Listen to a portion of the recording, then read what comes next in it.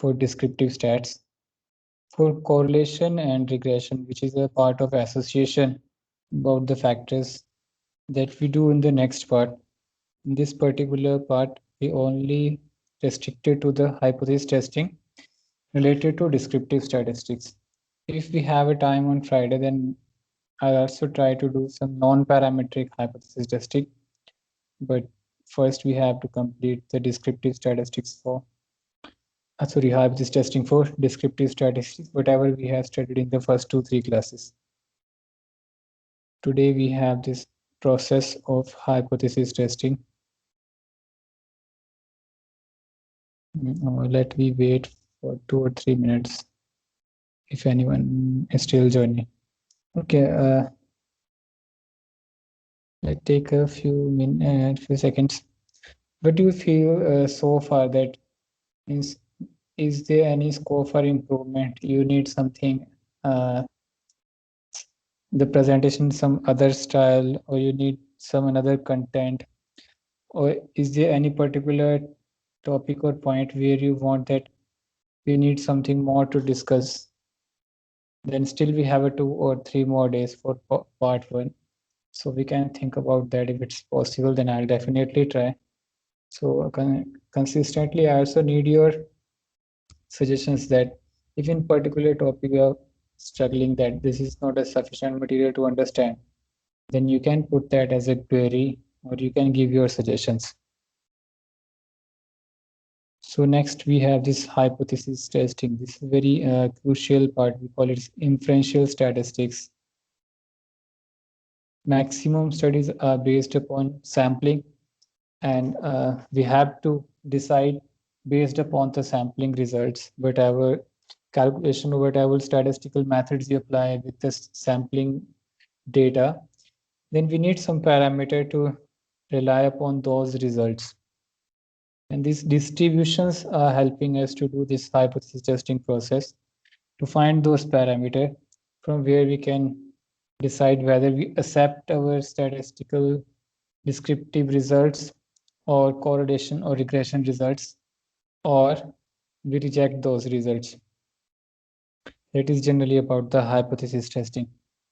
So let's start with the very first basic or first thing of the hypothesis testing. That's the process. What is the process of hypothesis testing? This process will remain same for any kind of hypothesis testing. It's Z-test, T-test, F-test, chi-square test. Means any type of hypothesis testing you are doing, this process remains same. Only few things will get changed, and that with the steps I'll elaborate that how that will change with one form of hypothesis testing to another form of hypothesis testing. But this process remains same for any type of hypothesis testing. And for today's discussion, I took this one particular case of test of significance approach of hypothesis testing. We have a p-value approach, confidence interval approach, and this test of significance approach. In the end of this particular discussion, I'll explain how p-values differ from this process, and when tomorrow we'll do this exercise with the Stata software, then I also elaborate how confidence interval is different from this particular process. But in generally, any type of hypothesis testing, these 5 steps will remain same. So let me start with the first step. Before that, what is actually this hypothesis testing is all about? This is a procedure based on sample evidence and probability theory to determine whether the hypothesis is reasonable statement or not. So far we did this descriptive stats, right? So whatever calculation you have did based upon the sample data, that procedure based on sample evidence, that we will test with the probability distribution. So next is and probability evidence and probability theory to determine whether the hypothesis is a reasonable statement or not. So what is the hypothesis? It is a statement about a population developed for the purpose of testing. Generally here, the reference is about the null hypothesis. But there are a few things you have to take care of, that your hypothesis needs to be explained what you expect to happen, be clear and understandable, be testable and be measurable. If it's just one qualitative statement or one characteristic statement which is not possible to measure, then it's not possible to test those hypotheses. So we need it to be in some measurable form. So it means based upon the descriptive stat or other statistical methods, we provide some particular base in the null hypothesis which needs to be measurable. You can understand it with the examples, the more we will do. So the first step in the hypothesis testing is state null and alternate hypothesis. So what is null and what is alternate hypothesis, and how we formulate null hypothesis and alternate hypothesis. Null is generally a statement about a population parameter, and alternate is whatever is the left, a statement that directly contradicts the null hypothesis. Whatever is the opposite to the null hypothesis, that is your alternative. You never form this hypothesis with the alternate hypothesis. The step is you only require to formulate the null hypothesis, and whatever is the vice versa and whatever is the left, that automatically come in the alternate hypothesis. So you never need to worry about the null hypothesis, alternate hypothesis, that how we formulate alternative hypothesis. That's the whatever is the left part. You only need to be worried about the null hypothesis, that how you are formulating null hypothesis. And this hypothesis, if you see a statement about a population developed for the purpose of testing, that's basically about the null hypothesis. You can use this particular equal to, less than, equal to. This depends upon the statement. Means you are taking some reference to less than or equal to some particular value, or you want to test some parameter exactly equal to that particular value, or it might be greater than or equal to. Means you have only need to worry about this null hypothesis, that how we are formulating null hypothesis. Generally, we call it there is usually a node or a non-term in the null hypothesis. We call it a H0 or H naught, right? Meaning that there is no change. For example, the null hypothesis is that the mean number of miles driven on the steel belted tire is not different from 60,000. The null hypothesis would be written as H naught or mu equal to 60,000. Null hypothesis you always have to formulate with the population parameter, not with the sample parameter. That you have, that this particular thing you have to keep in mind, that this is now hypothesis testing. We are going to bridge the gap between sample parameters and population expected values, and this bridge is hypothesis testing. So here in the first stand in the null hypothesis, we start with the population parameter. Now this question comes that what if we don't know the population parameters? That we also do in the examples of hypothesis testing, that what is the trick if we don't know the population parameter, then what we do about that. In this particular discussion today, I have taken the examples where we know the population parameter, but maximum chances are that we don't know the population matter. Then how we take this particular null hypothesis. So there are a few tricks in the statistical hypothesis testing procedure. If you don't know the population parameter, then also we have a solution. So that I'll discuss later on, maybe tomorrow or day after tomorrow. But for the time being, for simplicity, let's assume that you know the population parameter and you have to formulate a null hypothesis about the population parameter. So is it clear that what is null hypothesis and alternate hypothesis? Then I can move on. Here in the science, you can see if your null hypothesis is about some particular exact value of population parameter, then what is the left portion? Left portion is that it is not equal to, that might be greater or less than, but is not equal to that particular value. Then your alternate hypothesis is not equal to. If you are taking some particular value as a null hypothesis is less than and equal to, in that particular case, what is the left portion? Left portion is greater than. So that comes in the alternate hypothesis. If you have this particular situation when you are taking a population parameter greater than or equal to any particular specific value, And what will be the left portion? Left portion is the less than that particular value. So you don't need to worry about the alternate hypothesis, that how you formulate alternate hypothesis. You only need to worry about the population parameter, that what exactly you want to test in the null hypothesis for a population parameter. That's only thing you have to keep in mind while you formulate the hypothesis in this statistical hypothesis testing procedure. I hope this is clear that how we formulate null hypothesis. We do examples, don't worry. Later on, it might get more, you will get more clarity about the null hypothesis, but this is the generally way that you have to make particular statement about the population parameter, not the sample statistics. Null hypothesis is always about the population. Alternate hypothesis. Alternate is generally the left out portion. Means you don't have to need to worry about the alternate hypothesis. We never formulate null alternate hypothesis. You only need to be worried about what is your null hypothesis. Whatever is your left portion, that automatically come in the alternate hypothesis. Both in joint will combine total all the possible outcomes.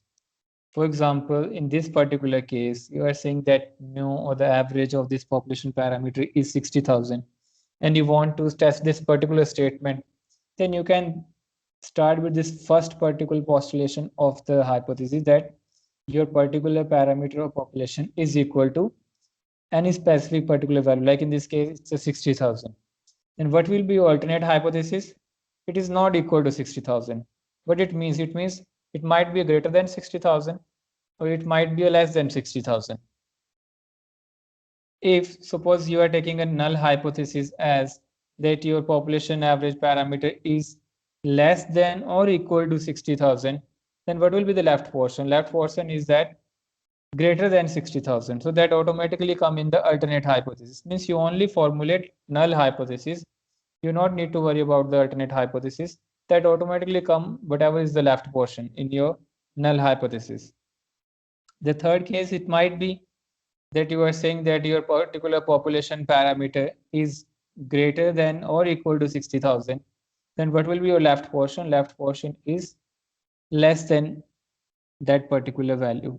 So that's come in the alternate hypothesis. So these are the three possibilities by which you can formulate null hypothesis. It might be a case of equal to, might be a case of less than equal to, or greater than equal to. So these are the three possibilities. I'll discuss it later on in a detail that how it's decide your one tail and two tail case. So for the time being, just I'm trying to explain that how you formulate a null hypothesis. These are the three possibilities you in null hypothesis. You might take one exact value you want to test. It might be a case of greater than or equal to, or it might be a case of less than equal to. So this is the, in general, these are the possibilities of your null hypothesis. So if it's clear, then I'll move to the next part. This is the first part in hypothesis testing, that first you have to formulate null and alternate. But the main thing is you only have to formulate the null, whatever is the left out portion, that's your alternate hypothesis. And null hypothesis is about population parameter. For the time being, I am saying for simplicity, we are going to take cases where we know the value of population parameter, but in practical applicability, when you do first time any study, you don't know the population parameters. Then I'll tell you what are the tricks and what exactly we do in those particular cases, that if we don't know the population parameter, then how we test about the null hypothesis, that what values we take in the null hypothesis if we don't know anything about the population parameter. So that's the thing we have to do with the regression and correlation and all that. We don't know the population parameters. So what we'll do, that I'll discuss later on. For simplicity, just assume that you know the population parameters. This is the first step. Next, select a level of significance. These steps will remain same. Is there any kind of hypothesis testing is there? Either it's a p-value approach, it's a z-test, t-test, chi-square, f-test. These steps will remain same. So next you okay, you want to take more examples, then you can take more examples about this null hypothesis. We should emphasize that if the null hypothesis, this is about something the what you want to test, right? If the null hypothesis is not rejected on the basis of sample data, we cannot say the null hypothesis is true. That you have to take care of what these point value do interpretations. To put it another way, failing to reject the null hypothesis does not prove that null hypothesis is true. It means we have failed to disapprove null hypothesis. To prove without any doubt the null hypothesis is true, the population parameter would have to be known, and that's rarely the case. Another example, a recent article indicated that mean age of US commercial aircraft is 15 years. To conduct a statistical test regarding this statement, the first step is to determine the null and alternate hypothesis. The null hypothesis represents the current or reported condition. It is written as your null hypothesis, the average is equal to 15.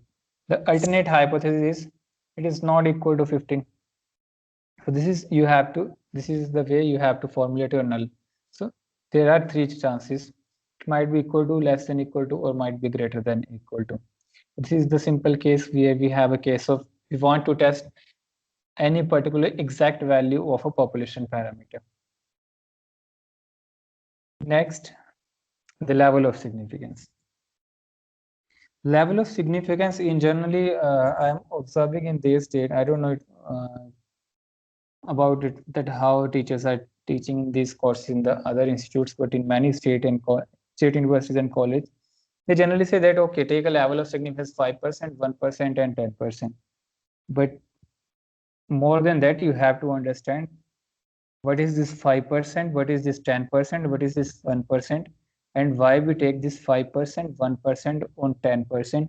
Is it subjective, or there are some parameters to take this particular level of significance? So to understand that, first just try to understand what this level of significance is all about. If in a simple statement, I can say these things I have taken from the books or the content which I have. It's actually a probability of rejecting the null hypothesis when it's true, and rejecting the null hypothesis when it is true, that generally we call it's a type 1 error.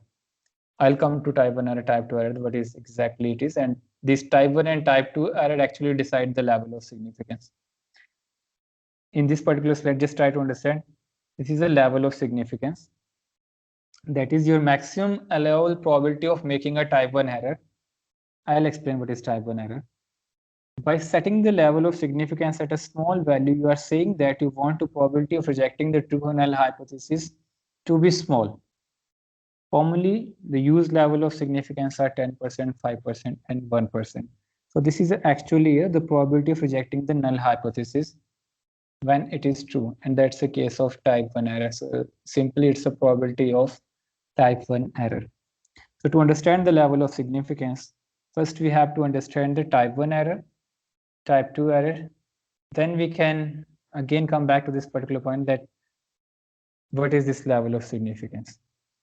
So first take a case of type 1 error, that is rejecting the null hypothesis when it is true. Now just take this particular example. This example I have taken again from this business statistics and economics book which I shared with you. In this particular case, let's suppose take this particular case, they're saying suppliers bid on the boards and the one with the lowest bid is awarded a sizable contract. Suppose the contract specified that the computer manufacturer's quality assurance department will sample all incoming shipments of circuit boards. If more than, now this statement is important, how they are taking this particular decision. If more than 6% of the boards sampled are substandard, the shipment will be rejected. This particular 6% is something you want to take as a chance, that you are saying that if it's less than 6%, it's okay, you take these shipments, but if it is more than 6%, you will reject this shipment. The alternate hypothesis is that more than 6% of boards are defective. What is the null here? The null is that the incoming shipment of boards contains 6% or less substandard boards. So if in this particular say this is the case of, they're saying either it's equal to 6% or less than 6%. So what will be the alternate hypothesis is that must be greater than or more than 6%. So this is a case where we have one particular side of a hypothesis where we are saying in the null hypothesis that less than equal to case. So if you have a less than equal to case, this particular case, then alternative is only what is left is the greater than case. So this is this particular situation. So now let's see what happened. The sample of 50 circuit boards received July 21 from Allied Electronics revealed that 4 boards or 8% were substandard. It's not possible you can check all the boards. So they did this sample, 50 circuit boards, and out of that 4 or 8% were substandard. And you already decided that if it's more than 6% substandard, you will reject this shipment. So this is the case here. The shipment was rejected because it exceeded the maximum of 6% substandard printed circuit boards. If the shipment was actually substandard, then the decisions to return the boards to the supplier was correct. Means you take this particular notion that if it's 6% or less than 6% substandard, you will take the shipment, but if it's more than, you will reject. You did the sampling, means you selected a few samples, selected circuit boards. Out of those, you found that 8% were substandard. So based upon your particular null hypothesis situation here, you rejected this particular shipment. Now later on, what it happened that, however, suppose the 4 substandard printed circuit boards selected in the sample of 50 were the only substandard boards in the shipment of 4,000 boards. That's actually only a 0.001. Although we have decided that if it's less than 6%, we have to accept. But in our sample, it's come more than the 6%, so rejected. But the actual situation was that only those 4 were the substandard, and by chance it came in our sampling. But we already rejected this particular shipment. Later on, we found that our decision was incorrect.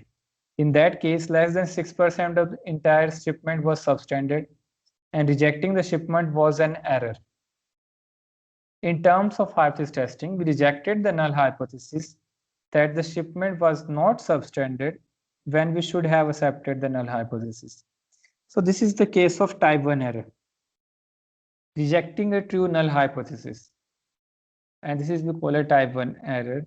And this level of significance is actually the probability of rejecting the null hypothesis when it is true. And this is, we take this here as a level of significance, 10%, 5%, 1%. Now I'll come again, but this 10, 5% and 1%. But first, I hope you understand this, what is type 1 error is. In generally, I think in objective type, this net exam questions, and many times I found that they ask this, what is type 1 error, type 2 error, but most important is, rather than cramming this particular definition, probability of rejecting the null hypothesis when it is true, it is more important to understand what exactly that means.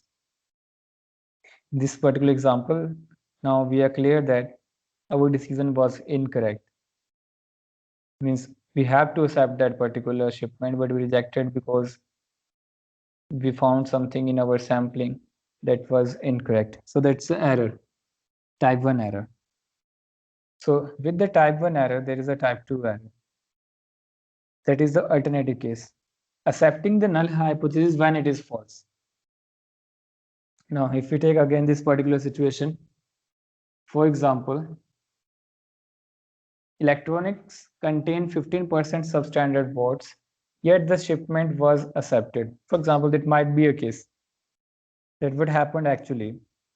Suppose 2 of the 50 boards, 50 we have taken as sample, right? So 2 of the 50 boards in the sample that we have taken as a 50 were substandard, and 2 is approximately 4%. And we already decided that we will accept if it is equal to or less than 6%. So 4% is less than 6%.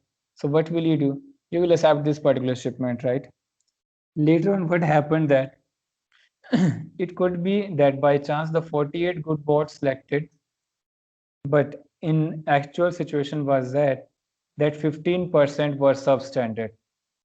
So in this particular case, that we accepted the null hypothesis, but it is false. So this is always a trade-off. There are chances of type 1 error. If we try to reduce the chances of type 1 error, then chances of type 2 error will get increased. For example, if in this particular example, if you try to reduce this particular thing as a null hypothesis, that okay, let's take a case of 4%, that I'll accept the shipment if it's less than 4% or equal to 4%. That will increase that particular situation. You will the chances of type 1 error get reduced, but type 2 error will increase, that you are accepting the false hypothesis. So now when we teach these things, we try to also describe that which one is more dangerous, type 2 or the type 1. Generally, we say type 2, that accepting a false hypothesis, that if in this particular case, if we accepted a wrong shipment, then we have to bear a loss, right? That will be much more as compared to replace the order. In this particular, what will happen? Again, he will do a new order, and again he will do this particular exercise. He might bear extra cost. But in this particular case, if he accept a false shipment where the substandard boards are much higher as compared to whatever we want to receive, he have to pay extra amount for that. So that's the case where the loss is more as compared to the first where the type 1 error. This is always a trade-off. And this particular level of significance is about the trade-off. That what you want to reduce the type 1 error, that is the probability of rejecting the null hypothesis, or you want to reduce the type 2 error. So that movement is from 0.01% to 10% and 10% to 0.01%. That's actually a trade-off between type 1 error and type 2 error. Let me take a few other examples of type 1, type 2 error, then I'll come again to the level of significance, that how we select this 10%, 5%, and 1%. This is another example. The example I had taken from the website of Dell company. Let's use a Shepard and Wolf example. Let's say that our null hypothesis is that there is a no Wolf present. The type 1 error or the false positive would be crying wolf when there is no wolf present. That is actual condition was that there was no wolf present. How the Shepard wrongly indicated there was a wolf present by calling wolf false is a type 1 error or false positive error. No harm as such, means just extra effort. The second case, continuing our Shepard and Wolf example, again, our null hypothesis is that there is no wolf present. A type 2 error or false negative that will be more dangerous would be doing nothing, not crying wolf, when there is actually a wolf present. That is, the actual situation was that there was a wolf present. However, the Shepard wrongly indicated there was no wolf present and continued to play Candy Crush on his iPhone. It's a type 2 error or false negative error. And that would cost him a lot as compared to type 1 error. Take one more example. Okay, first this, what is the null here and alternative? Reject null hypothesis. Null hypothesis is true, but if you reject it, that's called type 1 error, false positive. The second case, null hypothesis is false, reject the null hypothesis. That's the correct outcome. The second type of mistake is fail to reject the null hypothesis, that we have to correct outcome is true negative. And the type 2 error, we accepted a false hypothesis. So in this Shepard case, wolf is not present is our null hypothesis. This decision he is taking based upon the whether these sheep are crying or not on a particular whatever apartment, wherever they have gathered. So based upon that, Shepard thinks wolf is present. Shepard cries wolf, then no wolf is actually present. That might be a mistake. The type 2 error is Shepard thinks Wolf is not present because none of the ship is crying. So Shepard does nothing when a Wolf is actually present. So in that case, he might lose one or two ships. The cost in particular type 1 error is actually cost plus the Shepard credibility associated with scrambling the townsfolk to kill the non-existing foes. In the second case, replacement cost for the ship eaten by the wolves and replacement cost for hiring a new shepherd. So this is just I'm trying to explain the which one is more dangerous, type 1 error or type 2 type 1 error. So let's take one more example. Okay, let's take first this medicine. Let's suppose your null hypothesis medicine A cured disease B. Maybe a particular medicine and B is let's take cancer. What will the type 1 error here? That medicine A cures disease B but is rejected as false. Means that particular medicine is curing particular disease, but you have rejected that medicine. The type 2 error that's more dangerous is that medicine A does not cure the disease B but is accepted as true. Means you have accepted that medicine, then it might have some side effects that might be a more dangerous case. So what are the cost assessment here? Lost opportunity to cost for rejecting an effective drug that could cure disease B. That might be take a case of cancer. The type 2 error is unexpected side effects, maybe even death for using a drug that is not effective. So here I'm trying to give you a hint that type 2 is more crucial as compared to type 1, although the cost is associated both with type 1 and type 2. True, negative, false, positive outcome, etc. in simple terms. This is actually the case I tried to explain that which is more dangerous. This particular case you can see. False positive means you did a mistake, but the cost is not so much negative that it's not so much harm you have to bear in that particular situation. So we call it false. It's wrong, but still it's a positive. It's not a negative. The true positive, it means, okay, your correct outcome. You accepted this particular hypothesis. It's a true. So it's a true positive. In case of failed to reject the null hypothesis, means you have failed. So you have accepted, in this particular case, the alternate hypothesis is accepted. So that's the true outcome. True and false is based upon accepting or rejecting. In this particular case, you're accepting the alternate hypothesis. Negative is here about this particular situation. Null hypothesis is true. That's not true. That's the reason we have accepted this. So this is a true negative case, but this outcome is correct.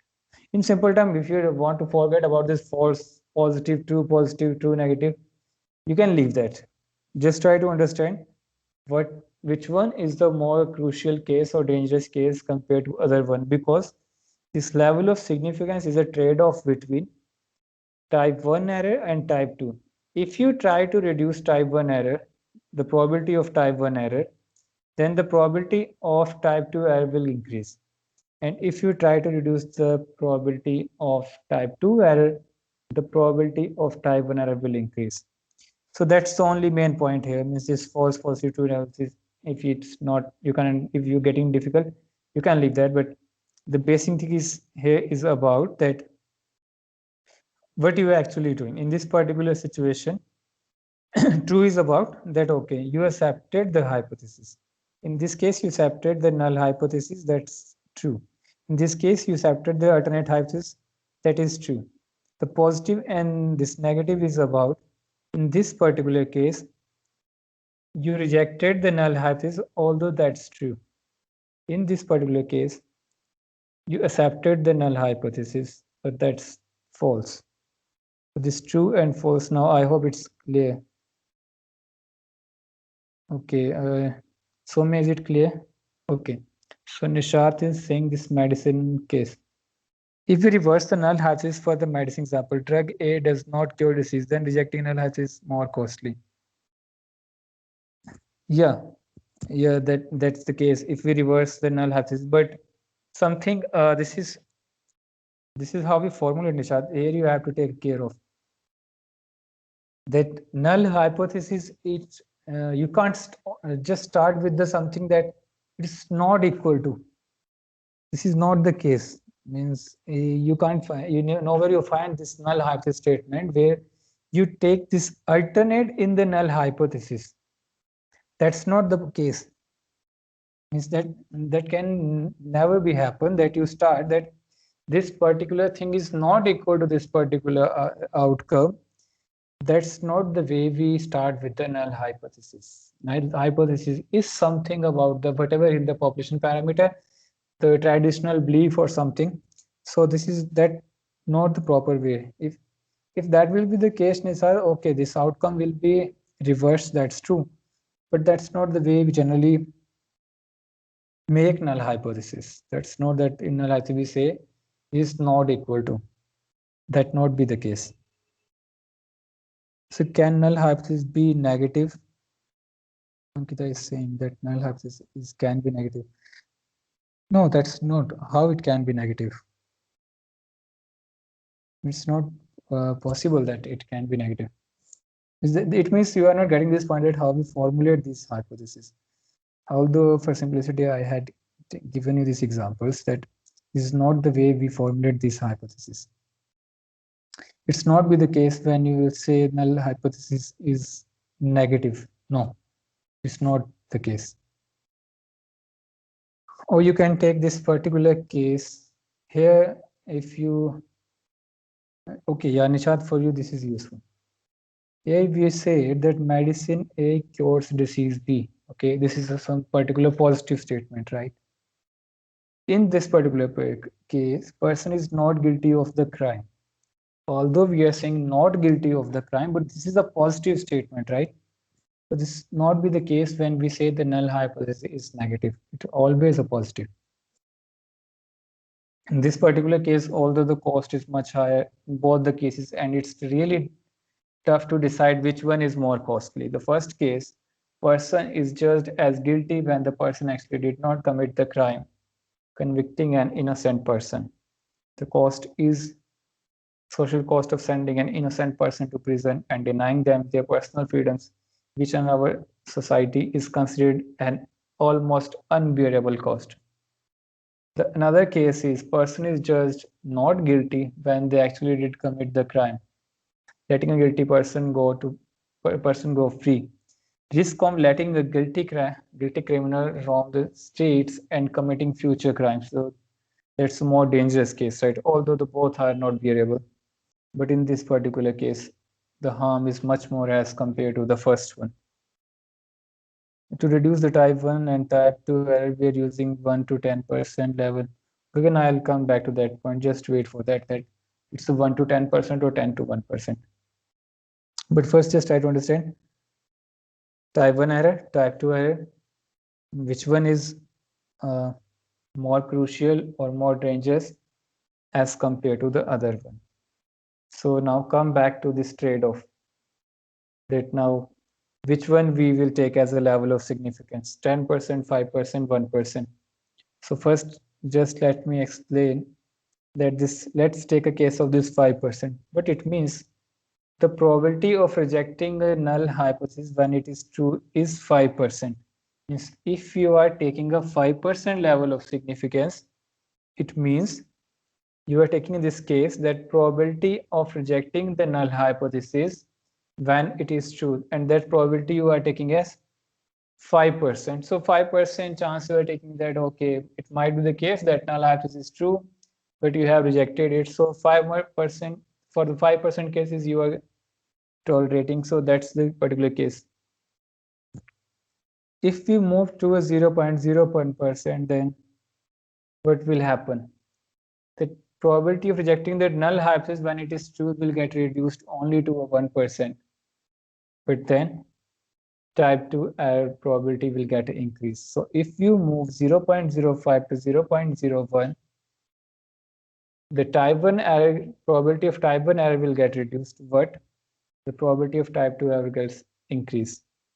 If we move from 0.05% to 10%, the probability of type 1 error will increase, but the probability of or the chances of type 2 error will get reduced. So movement from 5 to 1% is, we are trying to reduce the type 1 error, but the chance of type 2 error will get increased. And from 5% to 10%, the reverse is the case. The chances of type 2 error will get reduced, but the chance of type 1 error will increase. So this is a trade-off. I hope now Gogan it's clear that if you move from 1 to 10%, that's the case of when chances of type 1 error will increase and the chances of type 2 error will get reduced. Ankita saying negative. No, it's not negative. No, never, Ankita. This is not. I have never come across with any particular statement where we have taken null in such a case that it might be the negative. It never. So I hope this trade-off is now clear. Again, this I taken from Gujarati. Yes. For a given sample size, if we try to reduce the type 1 error and type 2 error increases and vice versa. That is, given the sample size, if we try to reduce the probability of rejecting the true hypothesis, we at the same time increase the probability of accepting the false hypothesis. So there is a trade-off involved between these two types of errors given the sample size. Now, the only way we can decide about the trade-off is to find out the relative costs of two types of errors.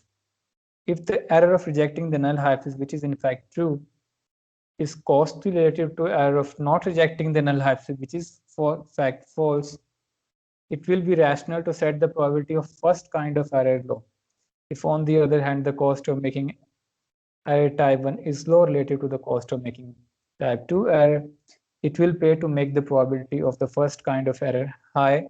So this is how you have to select between 5%, 1%, and 10%.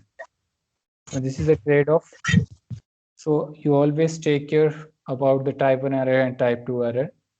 So when next time, whenever you decide this level of significance, just think about that which cost is more for you, type 1 error or type 2 error. So this is how we select the level of significance. Generally in hypothesis testing, we never bothered about level of significance. Many times I have weird researcher, okay, take 1%, 5%, and 10%. But that's not the way you have to take level of significance. You make sure that what actually you are doing. This is a trade-off between type 1 error and type 2 error, and you have to take care about this. Any questions so far? This is a step 2. If anyone have any question, then please let me know. Otherwise, I'll jump to the next step.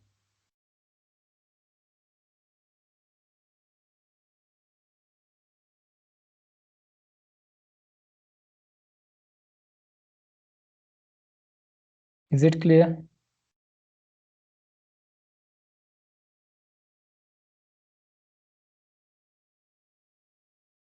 Okay.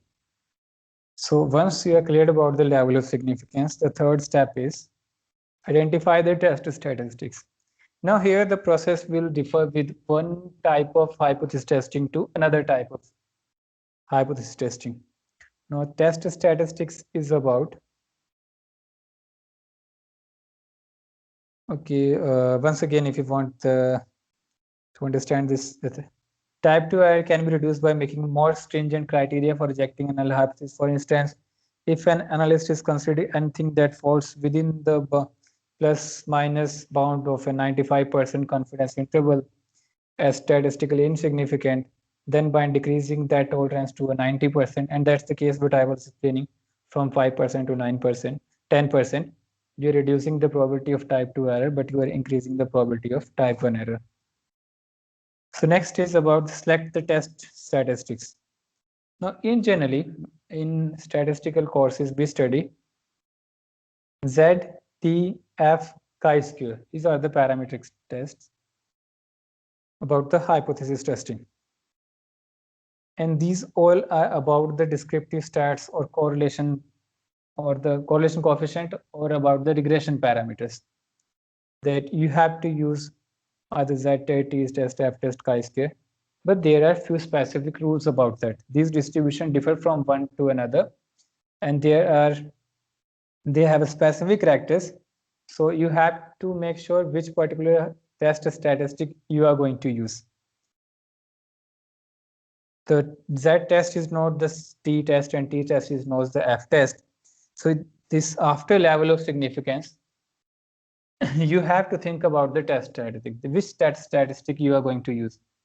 And guys, you are not going to need to take these screenshots of these slides. I'm already sharing everything on the YouTube. So best way is what I suggest, go through the textbooks rather than these shortcuts. That's the problem of this our research students. There's shortcuts everywhere. We try to find easy answers. No, the best way you have to go through the textbooks. Textbook will give you much more information what I am teaching or these slides will give you. This is my humble request. Try to read some standard textbooks. This is your crucial part, right? You are in the research domain and you are going to try to find some few new studies, and you're going to do this hypothesis testing about your statistical results. But before doing that, at least get some confidence after reading and studying this content that whatever you are doing is actually correct or not.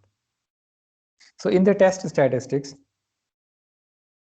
yesterday I explained the process of Z, that how we reached up to the Z distribution, how helpful it is, and how central limit theorem proved that the sample distribution of the sample mean is equal to the population mean, and it is normally distributed. So we can use Z distribution to test our sample statistics like mean and all. So in this particular class, I am going to take example of Z or the T case. Tomorrow we will do Z and T, means when we apply the Z and T statistics for hypothesis testing, we will do few exercise in the Stata software. But first you have to identify that when we use Z test and T test, generally in the Z and T formulas, you will find the mean here, right? It will give you a hint that it is something related to mean parameters. That when you have a parameters in form of averages, then to compare this with the population parameters, you have to use this Z test and T test and F and chi-square is not about the averages and means. So this is something about the distribution. Now, Z distribution or the normal distribution in continuous variable case, yesterday I explained that these distributions are defined with mean and variance. There are few similarities between Z and T, but these are the distributions which are defined with mean and variance. So whenever you have some parameter in sample descriptive stat where you want to compare the means or the proportions, then you have to use Z and T test. So this is one example, like if let's suppose this is the case that we have to use the Z statistics, and this is the formula for the Z statistics.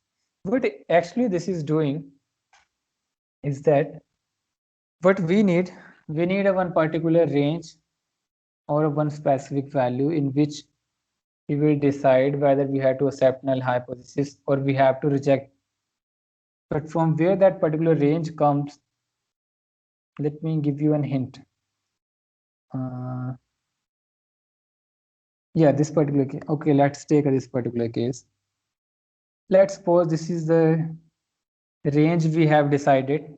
Now, from where we decide this particular range? This range comes from the distribution, the value of distribution. If it's a t-test, then these values come from the t-table. If it's a Z distribution, means you are going to use Z statistics, then you make this range from the Z statistics tables.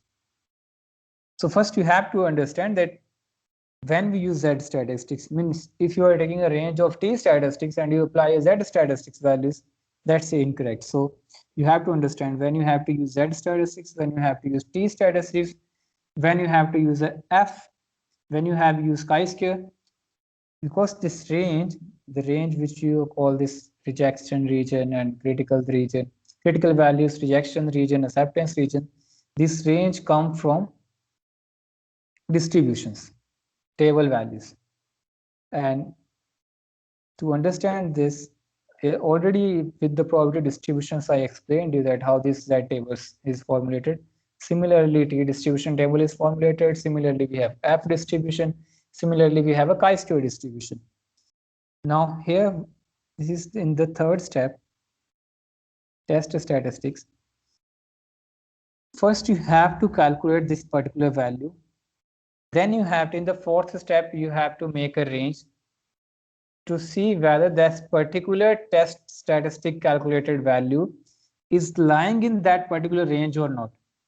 And that range comes from the table values, this distribution table values. Now, Z is the case of standard normal curve, right? And center limit theorem proved that mean sampling distribution of the sample mean is also normally distributed if its sample size is sufficiently large. Yesterday I explained at least more than 30 or 30.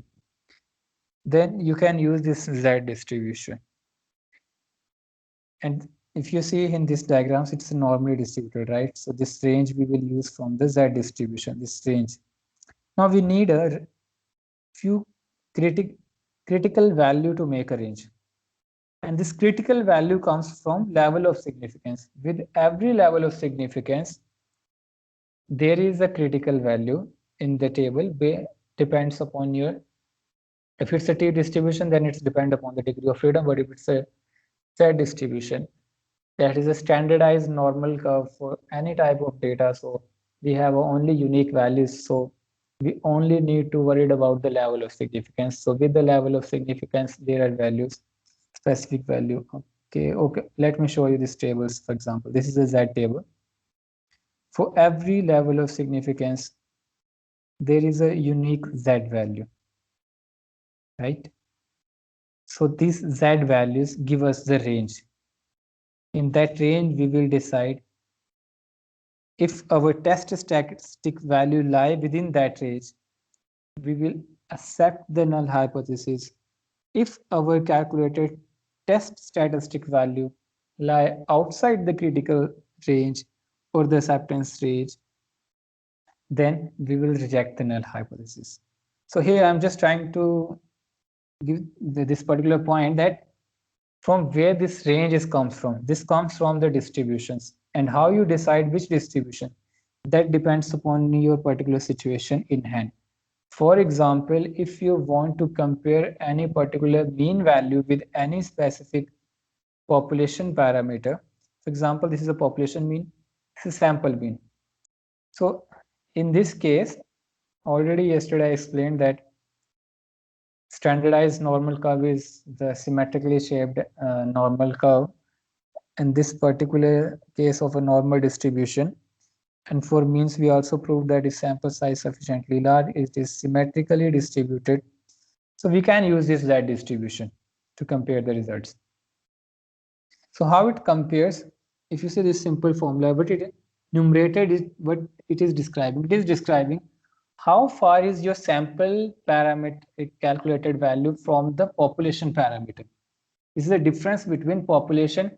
Yes, I already explained yesterday that it is not be the case that you will find exact match of your sample calculated value with the population parameter. There might be a differences, always be a differences. But if that difference is small, means it is just because due to some sampling error, then there is no harm to accept that particular value. Means we can accept the population parameter value. That's our null hypothesis. But how we decide how much range or how much dispersion we will rely upon? For that, we need two critical values, and that critical value come from the distribution corresponding to level of significance. I hope you are getting this point, that how level of significance will help us to find the critical value from a particular test statistics. Like in this table, these values are Z values, means this critical values are corresponding to level of significance. So first you have to think about the level of significance, then you can find these critical values. Then critical values will give you the range for acceptance region and rejection region. That's actually your fourth step. But before fourth steps, let me introduce with you, okay, show you the fourth step first and then come back. Yeah, this is a decision rule is a statement of specific condition under which the null hypothesis is rejected and the conditions under which it is not rejected. This is the fourth step actually, where you have to make this particular range. This range depends upon your critical values. And these critical values we calculate from the distribution values based upon sample size, degree of freedom, if it's a t-test, or only a level of significance if it's a z statistic. Let's take this particular example that our level of significance is 5 and okay, this is a t case, so we can't apply here this z statistics. Maybe, yeah, this is this, yeah. Let's suppose your level of significance is 5%. So you are saying you are ready to take a type 1 chance of type 1 error 5% level of significance, means there are 5% chances where you reject the null hypothesis while it is true. And the 90, so it means 95%, this particular range is your acceptance region. If your value lie in between these particular values, you will accept the null hypothesis. If it lie outside this value, you will reject the null hypothesis. And to do this, you need this critical value. So how we find this critical value? From the table. For example, this is a 95% case. If it's a case of 95% and two tail, for the timing, just assume it's a two tail. I'll explain what is two tail and what is one tail.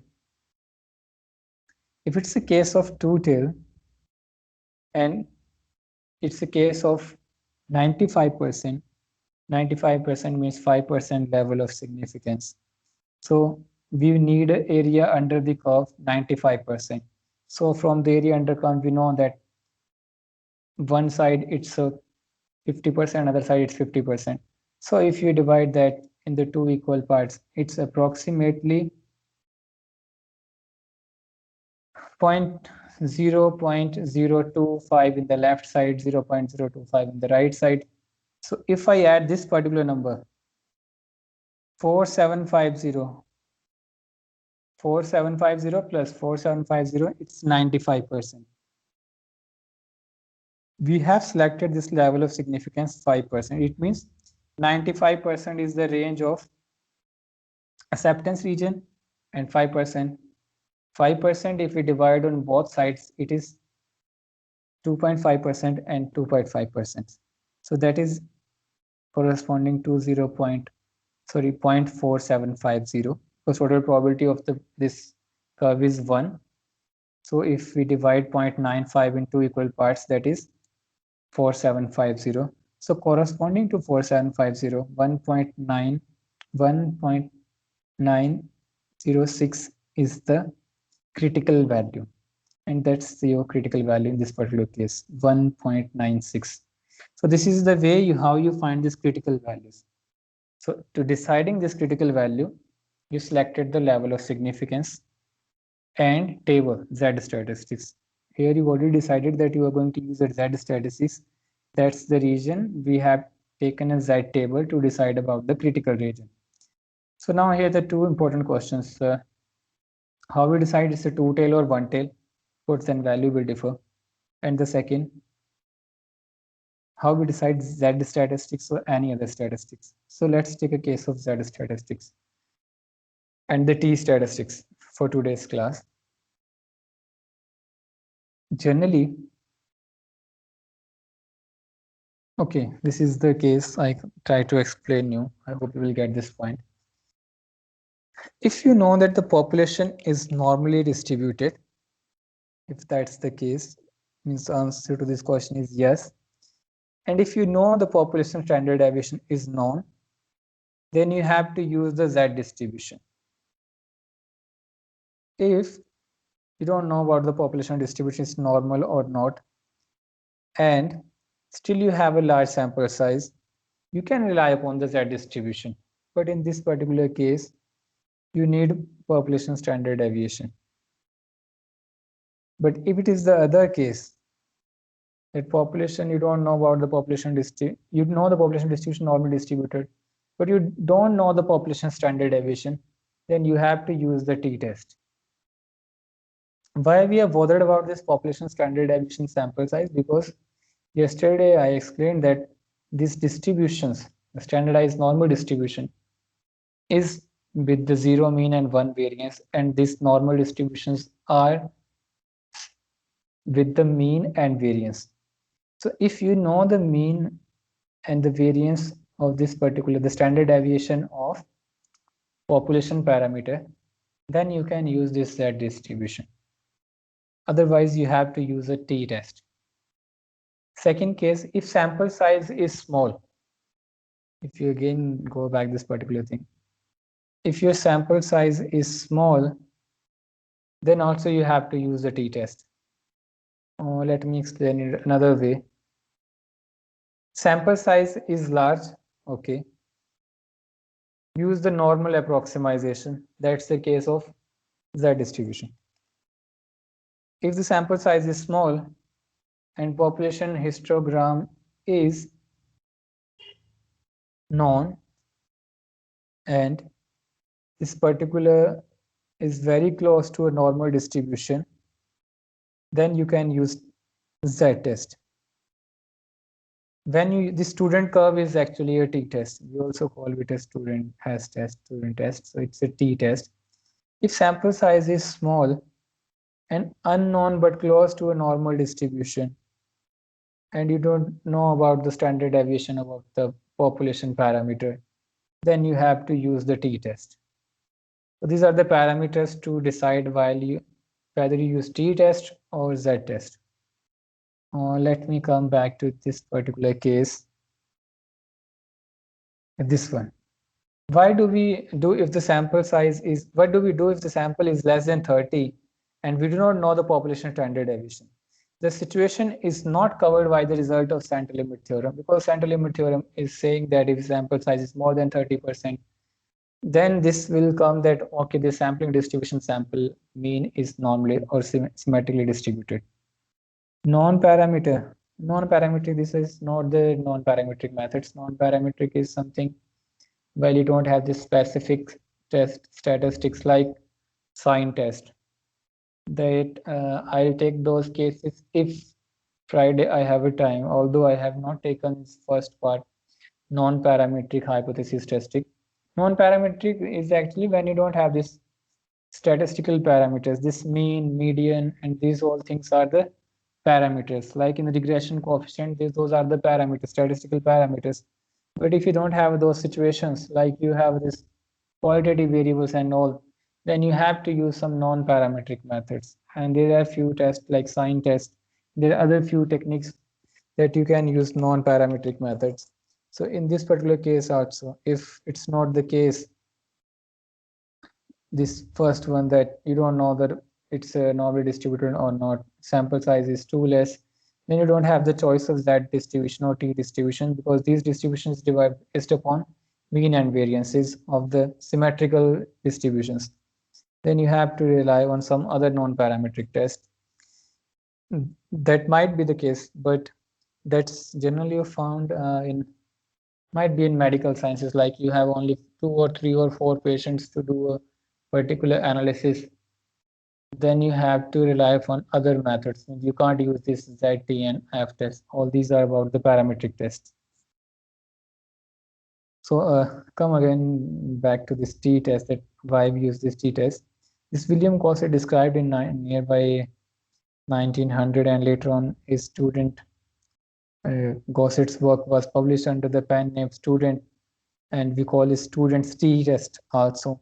The only difference here is in T distribution, we are using standard deviation of sample. But for this particular case, we are using standard deviation of population parameters. So this is the difference between Z. But you can only use this standard deviation of population parameter if its population parameter is normally distributed and sample size is sufficiently large. Otherwise, you have to use this T test. So generally, this is the case that we don't know the standard deviation of population parameter, right? So we don't have any choice. We have to use the t-statistics. The other difference is this particular t-distribution means in case of small sample, it is better to use a t-distribution because what will happen in the small samples, the chances of error are high, right? Because you might get some biased results. So we need a more range as compared to the Z distribution. So this T distribution is wider than the Z distribution. What it means? It actually means the chances of type 1 error are less in case of T distribution as compared to Z distribution. So it is appropriate if you have a small sample size. So in that case, you have to use the T distribution. But if your sample size is sufficiently large, then this T distribution will become Z distribution, which then it both will be get equal to each other. Both the distributions will be equal likely. So that will be the case if a large sample size. So many textbooks you will find that even if you don't know the standard deviation of the population parameter, but if your sample size is sufficiently large, then use that particular sample standard deviation in the Z statistics to calculate Z statistics value and use Z distribution table. This is in the many standard textbooks. You can do that. Means you can cross check your results whether your conclusions are changing with Z or T or not. If it's a sufficiently large sample size and that's also property of T distribution, then it will become equal to the Z distribution. That you can do that if it's a sufficient sample size, large sample size, and you know that population parameters is normally distributed. I hope you got this point that when you have to use Z statistics and T statistics. I hope I answered your query, Yamini, or still have a doubt. Yamini, we will take this case on Friday if I have time. I'll introduce you with few non-parametric methods. So Stata reports T stats would be equal to Z in large sample. Yeah, it needs to be Divya. See this particular case.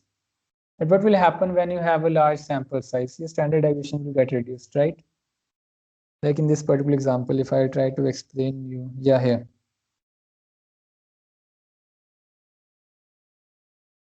T distribution for a sample size of 20, for a sample size of 22, and so on.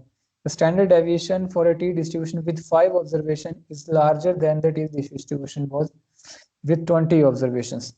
So if your sample size get increased, your sample standard deviation going to be nearby population standard deviation, right?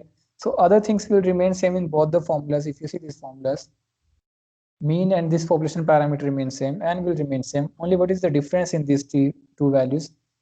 Sample standard deviation or the population standard deviation. So if sample size is sufficiently large, both are going to be merged and you are going to get a same statistics. Gagan, when you don't have a population parameter, that question I can ask all of you. You did this regression hypothesis testing, right? Now think of what will you do? Statistician give us a very simple and tricky answer and method which we do actually. But just this is a question you think about it. And this is a homework. I'll answer tomorrow or maybe day after tomorrow that if you don't know the population parameter, what choice we have. Any other thing about Z dot T means this is the third step where we need this Z statistics value. This value is actually what in layman term, this is what I can say. We are trying to see the difference between sample statistics and population statistics in proportion to standard deviation. Means in proportion, always there is a deviation, right? The dispersion will calculate with the standard deviation. So we are saying this population parameter has deviations and we know the standard deviation.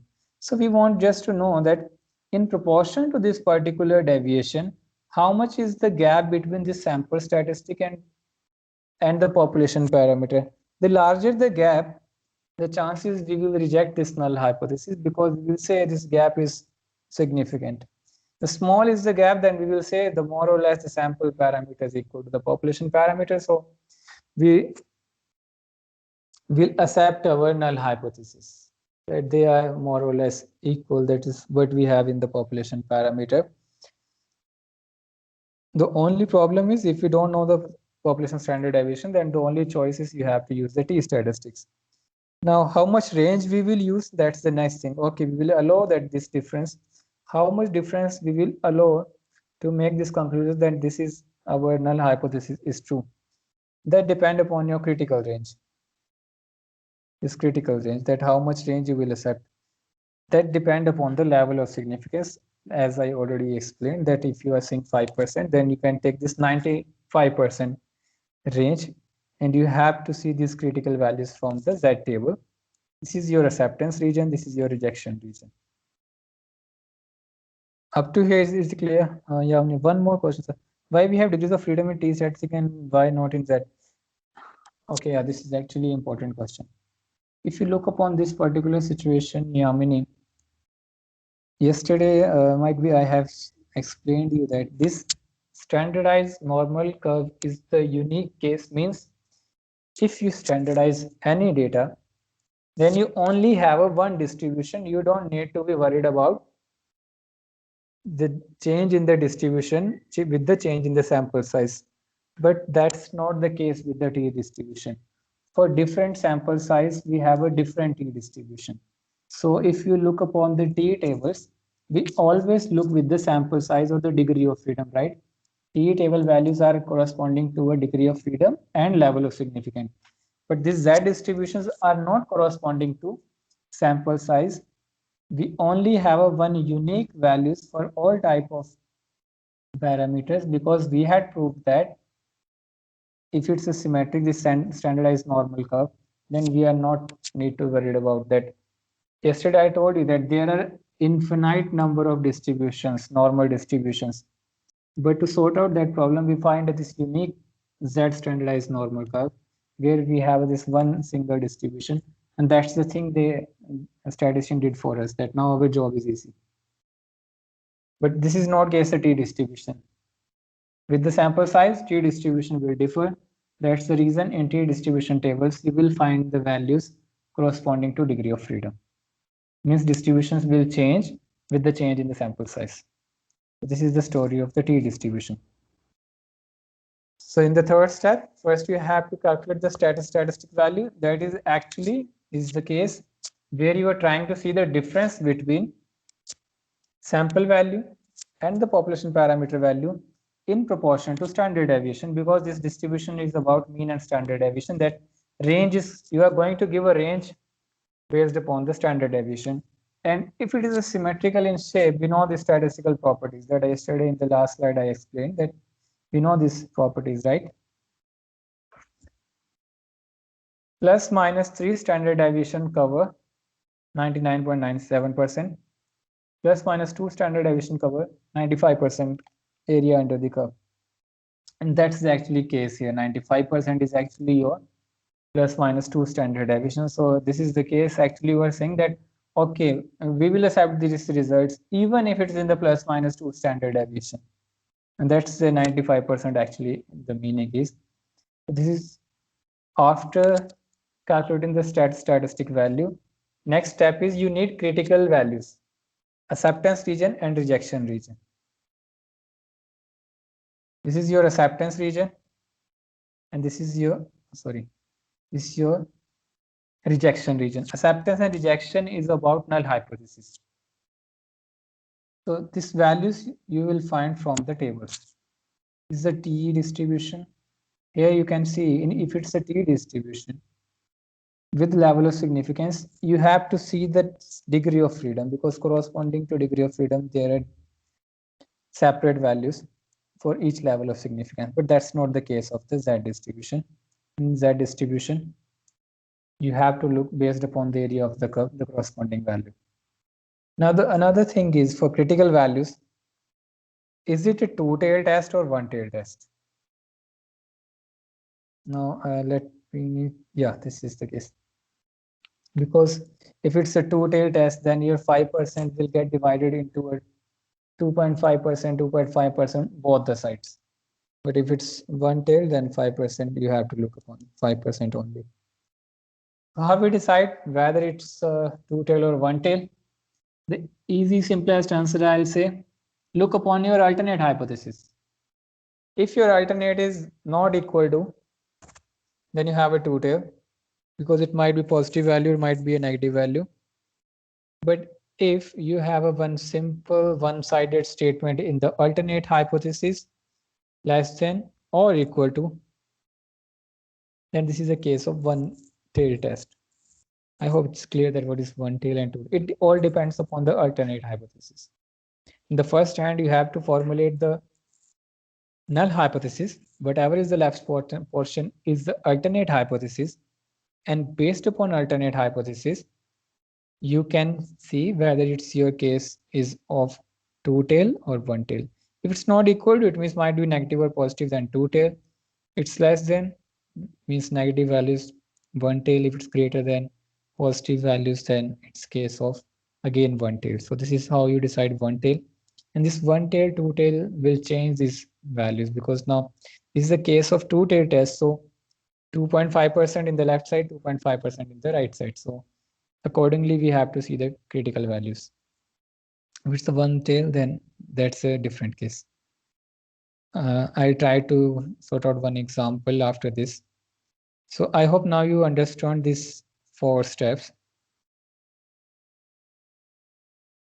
First, null and alternate hypothesis.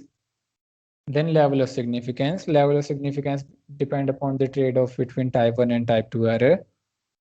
Then you have to identify the test statistics. Today I'm only taking the case of Z and T, means when you have to compare the means and proportions, these kind of statistical parameters. These have Z distributions and T distributions, symmetrically distributions. Then you have to formulate a decision rule. To formulate a decision rule, you need a acceptance region and critical acceptance region and rejection region. To divide acceptance region and critical rejection region, you need a critical value. Critical values come from the distribution tables. If it's a Z distribution, you have to look upon the Z distribution corresponding to your level of significance. If it's a D distribution, you have to look upon the T distribution table corresponding to level of significance and degree of freedom, because T distribution differ with the sample size. So in that case, you have to look upon both level of significance and degree of freedom. Tomorrow, while we do these things in Stata, I'll try to explain you that how these values differ with one distribution to another distribution. The last step is take the decision. You're accepting null hypothesis or rejecting the null hypothesis. Decision is about accepting or rejecting the null hypothesis. It's not about the alternate hypothesis. Means if we're rejecting the null hypothesis, that means we are accepting the alternate hypothesis, but the decision we are taking not based upon the alternate hypothesis, we are taking based upon the null hypothesis. I hope these 4 steps are clear now. So finally, you have to take a decision. Yeah, this is the final. Only one of the 2 decisions is possible in hypothesis testing. Either accept or reject the null hypothesis. Instead of accepting the null hypothesis, some researchers prefer to phrase the decision as do not reject null hypothesis. We fail to reject null hypothesis. Sample results do not allow us to reject null hypothesis. And null hypothesis is about population parameter. What it means theoretically, if I'll say that your sample study is not saying anything new, whatever is in the population parameter, that's true, and you are failed to reject those particular parameter. So whatever new you did not find anything statistical significant in your sample study. So we are going to with the population parameter values, means your sample study is statistically insignificant, if I indirectly put in this that way.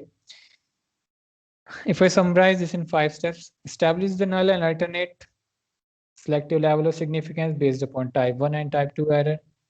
Select an appropriate test statistic. Generally, we study Z, T, F, and chi-square. Then formulate a decision rule based upon the critical value. Critical value you have to see from the tables. Make a decision regarding the null hypothesis. This is I'm taking a case of test of significance approach. If it's a p-value, then we don't need to look upon the tables, right? That's a totally different approach. Make a decision regarding the null hypothesis based on the sample information. Interpret the results of the test. So if you then with this means if you understand these 5 steps, then let me do one case with the textbook. Let we do this particular question where we try to do all the 5 steps. It will help us to understand it in much better way. Okay, to take this particular case. We have to do all 5 steps. The Jamestown Steel Company manufactures and assembles desks and other office equipment at several plants in western New York State. The weekly production of the model A325 desk at the Fredonia plant follows the normal distribution with a mean of 200 and standard deviation of 16. Already this statement is saying that you know the norm, it's normally distributed, and you know the value of population parameter, that's 200 mean, and standard deviation is 16. Recently, because of market expansion, new production methods have been introduced and new employees hired. The Vice President of Manufacturing would like to investigate whether there has been a change in weekly production of a model A325 desk. To put it another way, is the mean number of desks produced at the Fredonia plant different from 200 at a 0.01 level of significant or not? So this is the thing he want to know. So first thing is you have to formulate a null hypothesis. Now, as I described, null hypothesis about population parameter. Here the parameter is mean. So we will see this first case. Is it equal to 200 or not? But if we have taken the equal to in the 200, then alternate is the left out portion, that is, it is not equal to 200. It might be less than 200, or might be more than 200. It is not equal to 200. So this is a two-tailed test, right? Next, you have to take a selective level of significance. Here already given in the question 0.01. In generally, when you do a PhD and other research, that in that case, you have to take the decision or the call whether you go 5% 1%, or 10%. Third, select the test statistics. Now here the question is, now in this particular, today I explained you Z and T statistics, but keep in mind you have a Z, T, F and chi. We are going to use here one out of these 4 distributions. In this particular case, it met with our conditions that we know the normal distribution, the population is normally distributed. We know the population parameter, that's the mean, and we know the standard deviation of population parameter. So we have this leverage to use Z statistic. But if we don't know the population standard deviation, or it might be case of small sample size, but then you have to take a T statistic. So here, all the conditions of Z statistics are fulfilled, so we can use Z statistics. Now we have to see the difference between this. Now we need a sample statistic. We need a sample statistics.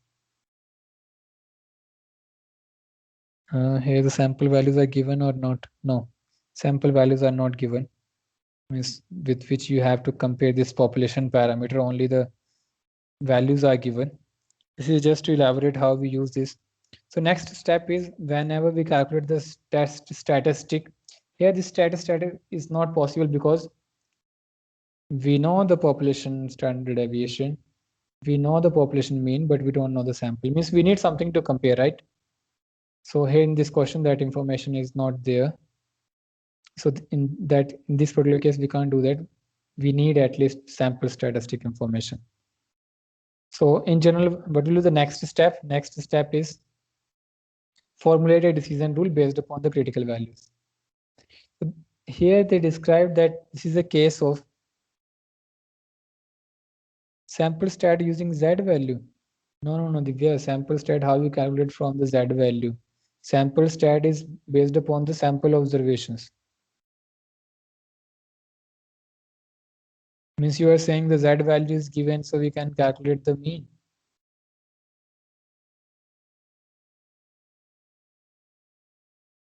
Means you are saying that we know this Z critical value.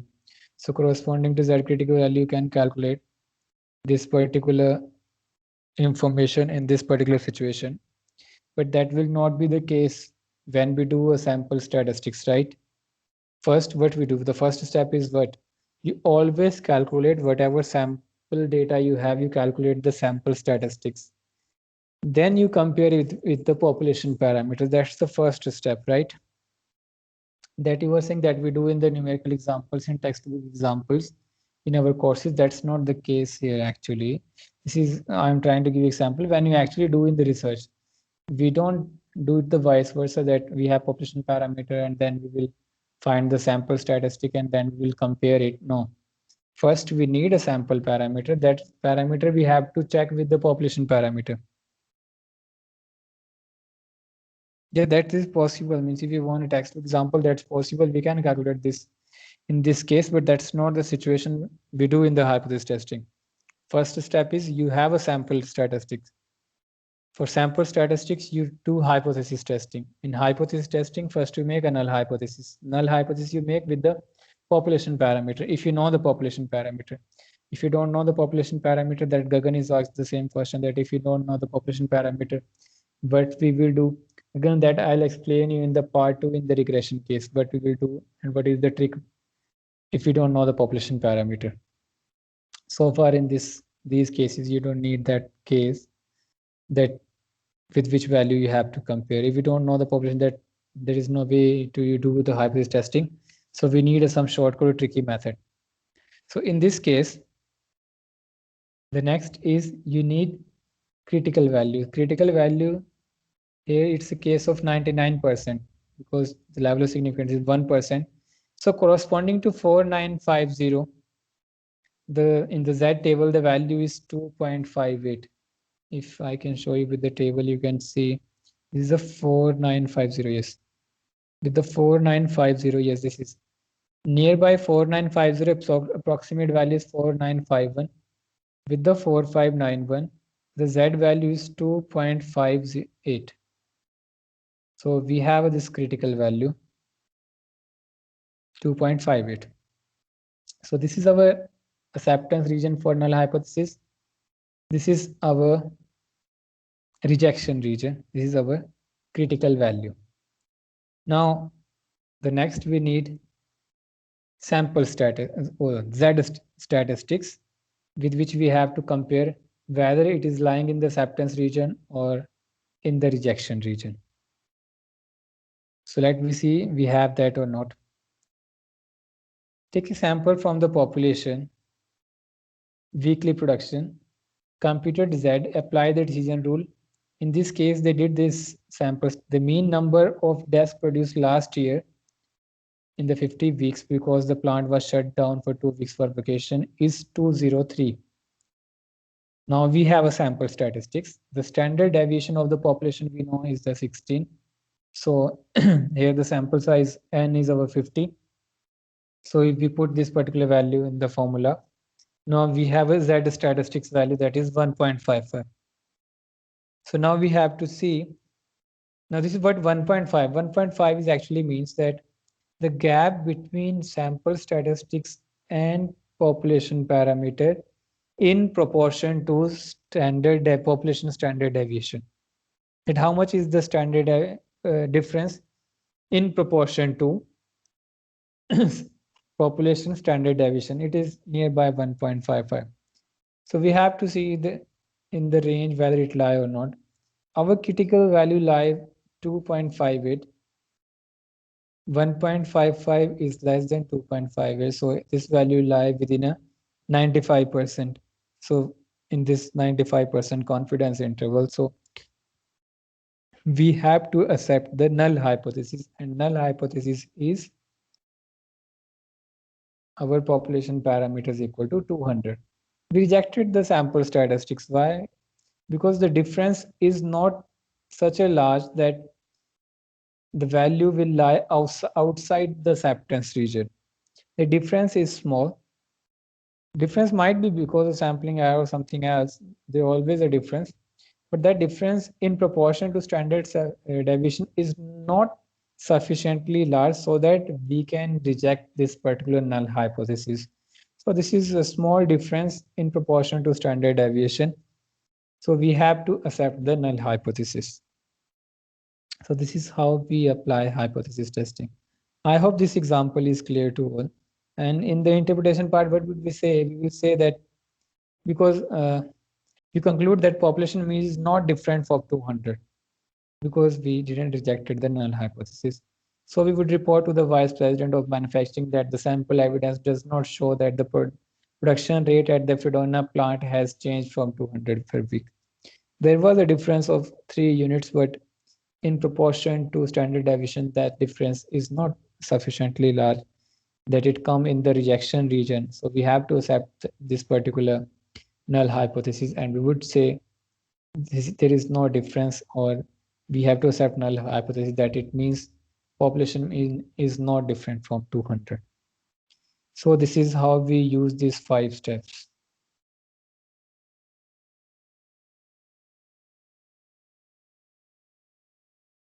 Null and alternate level of significance, identify the test statistics, formulate a decision rule, and finally you have to take the decision.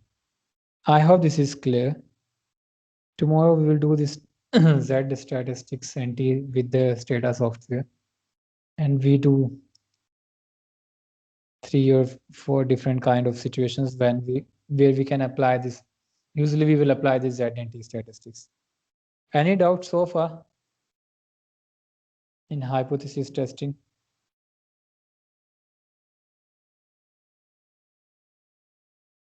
Then I'll move to another type of hypothesis testing, p-value approach. That is more generally right now we are using, means every time we use this p-value because now we have a computers. Manually it's difficult to calculate the p-values, but computers and softwares can calculate the p-value. So if this approach is clear to all of you, this test of significance approach, which we generally use, then I'll move to a p-value approach. If any doubt so far, then please let me know. Otherwise, I'll explain p-value approach. And then we will end here today. Tomorrow we will do this numerical cases, practical cases with the Stata software.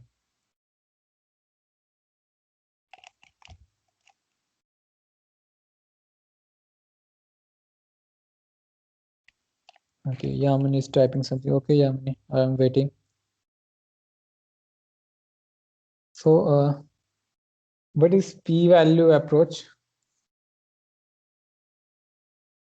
P-value is the observed or exact level of significance, or simply say the exact probability of committing a type 1 error. What is type 1 error? Rejecting a null hypothesis when it is true. How much in this last example, or with the level of significance, how much chances we are taking for the type 1 error? 5%, 10%, or 1%? Means there are chance of 5% chance of type 1 error, 1%, and 10%. So if we can calculate the exact probability of committing a type 1 error, then you are not required to do this all 5-step procedure. You generally, if you know the null and reject alternate hypothesis, then after deciding the test statistics, means these steps remain the same in the p-value approach again. First, you have to define the null and alternate. Second, for p-value approach, again, you have to decide the level of significance that depend upon type 1 and type 2 error trade-off. Third, you have to decide about the test statistics. You're going to ZT or what. Accordingly, you have to calculate the p-values. So means third step will remain same. Only the fourth step will change. In test of significance approach, we calculate a critical values based upon these tables Z or T and F, whatever situation we have in the hand. If we have a p-value approach, then you are not required to do that. What you have to do that is that you have to calculate exact probability of committing a type 1 error. So This is the range, right? This is the example I'm taking of a one-tailed test. Might be a where you have this null hypothesis less than equal to case, then your alternate hypothesis is the positive values in the right hand side. So where we observe these p-values, exact probability of committing a type 1 error, where the type 1 error is outside your acceptance range, right? Let's suppose if we have a 5% case, 95% confidence interval, then, and if it's a one-tailed test, then it's a right side. This is the range of type 1 errors, right? So if we know what is the probability of this particular type 1 error for a particular test statistic value, then we can directly decide whether we have to accept a null hypothesis or reject a null hypothesis. Let me give you, okay, first just try to understand the rule, then I'll explain with the example. Generally, we follow this 10%, 5%, and 1%. So if your p-value is less than 5%, then we will say reject null hypothesis and accept alternate hypothesis. If your p-value is, what it means? It means if your p-value is less than level of significance, then you have to reject the null hypothesis, or you have to say we have failed to accept the null hypothesis, so we are going to accept the alternate hypothesis. This is the rule for p-value. And why we are doing now this, that why I are saying that, okay, it's less than 0.05%, then we will accept alternate hypothesis and we will reject the null hypothesis. So let's take an example from the same example which we are doing, p-value approach.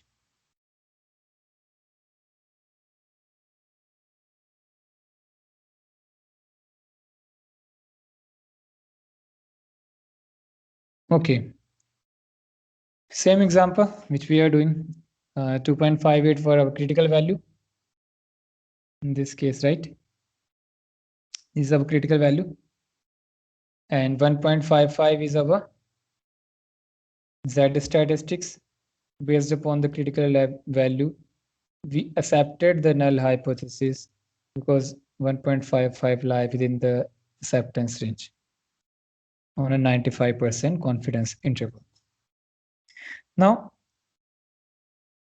let's suppose if the p-value for this particular Z statistics is, in case of two-tailed test, is something approximately 0.0606. Means if this is your, let's suppose this is our p-value. Computer will calculate this p-values. Generally, softwares are easy to handle p-values. Let's suppose this is the p-value. So what is the rule? If it is less than the level of significance, in this particular question, the level of significance was 0.01%. So this particular calculated p-value is not less than 0.01%. So if you see the rule, if it is less than 0.01%, then we have to accept alternate hypothesis. But in this case, our p-value is 0.6. That is greater than our level of significance, 0.01%. So if your p-value is greater than the level of significance, then you have to accept the null hypothesis and you have to reject the alternate hypothesis. And why we are doing this? Just see the definition of this p-value. Exact probability of committing a type 1 error. When will type 1 error happen? Well, we accept, we reject null hypothesis while it is true, right? And we have taken a 5% chances for that particular situation. If it's a 5% level of significance, in this case, we have taken only 1% chance, right? That with 1% we'll accept, otherwise we'll reject. In this case, it is saying we rejected this particular, we accepted null hypothesis. Why? Because committing a type 1 error, the probability of committing a type 1 error is 0.6%. we are not going to accept it, right? We are going to only accept up to 0.01%. So then we have to accept our null hypothesis, because we are saying that if this value come less than the level of significance, then only we have to accept the alternate hypothesis. Why? What is alternate hypothesis? It means we rejected the null hypothesis, right? Why we rejected the null hypothesis? Because value lie outside the critical region. Then only we have to reject the null hypothesis. If value lie outside the acceptance region, there are chances of type 1 error, right? And if probability of type 1 error is so small, it is less than the level of significance, it is indicating that, okay, our decision is correct. Means we are not committing type 1 error. The committing a probability of committing a type 1 error is less than our level of significance. So we have to accept our alternate hypothesis. But if it is the vice versa is the case, then you have to accept the null hypothesis. So this is the rule. If your p-value is greater than level of significance, then you have to accept the null hypothesis.